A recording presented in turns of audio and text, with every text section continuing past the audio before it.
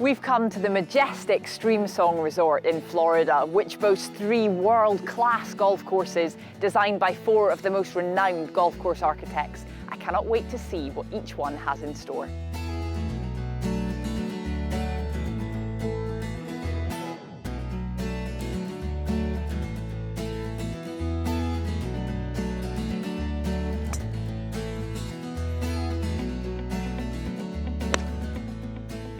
The site's an old mining site, and it dates back to the early to mid-50s, where they were actively mining phosphate rock out of this site. And one of the byproducts of that process is sand. But Bill and Ben and Tom Doak and Gil Hanse a few years later, they will all tell you, in order to have great golf, it's got to be built on sand.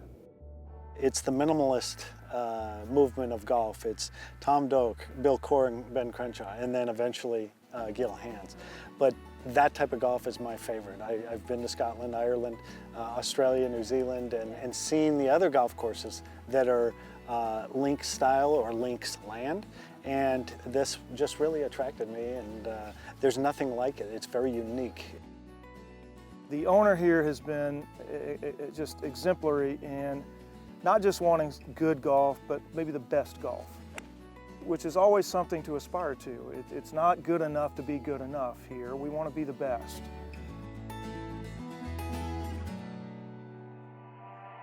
Well, here we are. We've made it down to the first tee of the blue course at Streamsong, and what a spectacular sight.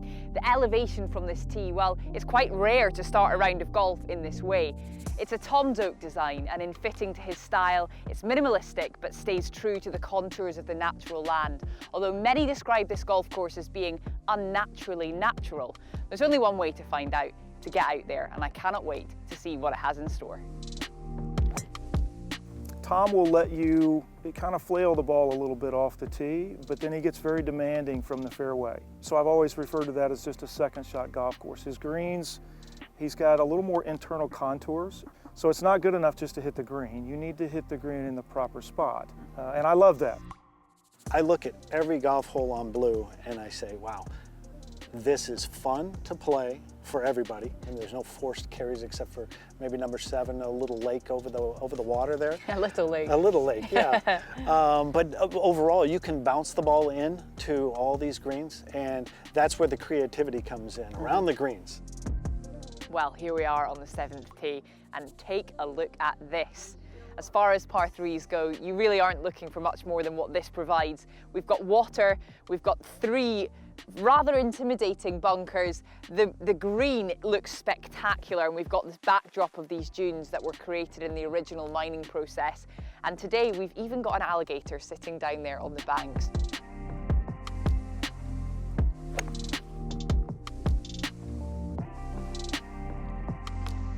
Thankfully, oh my gosh. Thought that had a chance there. Thankfully the wind died down a little bit, and that's carried the front of the green. Left myself an outside chance of a birdie. Well, we're at 13 now, and it's the first time I found one of these large fairway bunkers. I don't know how I've avoided them, but here I am, and nonetheless, I still feel completely calm and peaceful about this situation, because this course just has that impact on you. It's so relaxing, so quiet, so calm. There's no tee signs, there's no ball washers. We wanted people to come here and just enjoy the game for what it is without being distracted by anything else.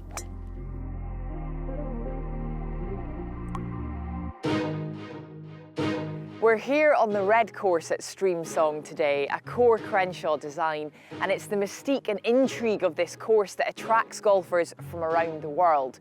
It's also known as the shotmaker's course from tee to green, and we're really not going to get a more spectacular morning to explore it for ourselves, so let's go.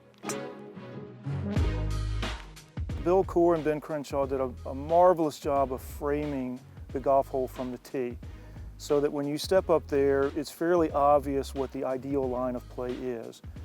7 out of the first 8 holes have water somewhere in play, and I believe that it's the more difficult of the 3. Once you get on the green, they don't look as severe as the other 2 golf courses, but I tell you, if you added up your putts on all 3 courses, you're going to probably be about the same. The bunkers here at Streamsong are an integral part of the design, and in almost every direction that you look, they are there staring right back at you.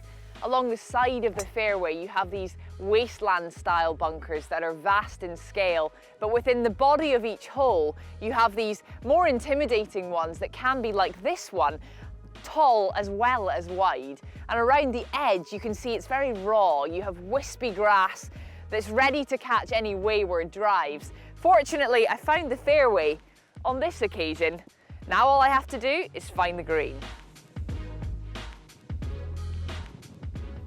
The internal green contours on red are not as severe as blue. They're more subtle. And then the bunkering is smaller and more precise.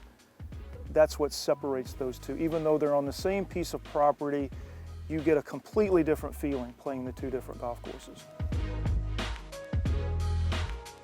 All 3 courses here at Streamsong play host to some spectacular par 3s, and the 14th here on the red is no exception. 185 yards, slightly uphill, but as you can see, it's very intimidating for the majority of golfers arriving here. You've got wasteland all the way up to probably 80 yards from the front of the green. And then there's a massive bunker there defending it. So really, there's only one place you can hit it, and that's on the dance floor. And with the little breeze hurting me today, it's making it even more of a challenge. Let's see what I've got in the locker.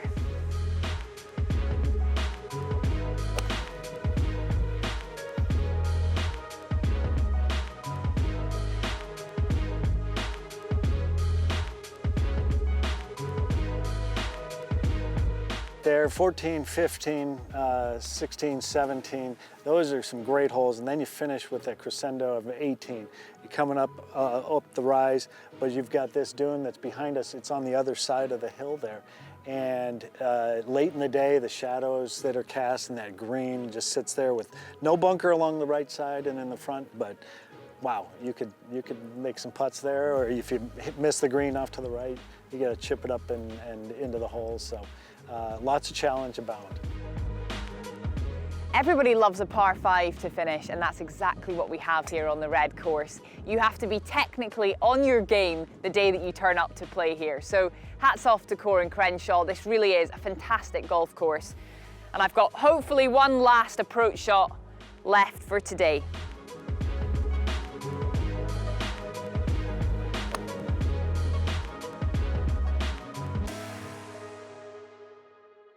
Here we are on the first tee of the Black Course, Streamsong's latest offering, designed by Gil Hanse.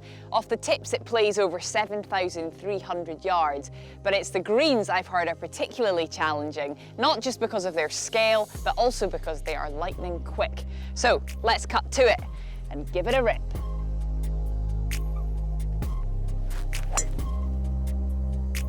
Put yourself in Gil Hanse's position for just a minute. He's got 2 highly acclaimed golf courses just right across the road by Bill Coore, Ben Crenshaw, and Tom Doak.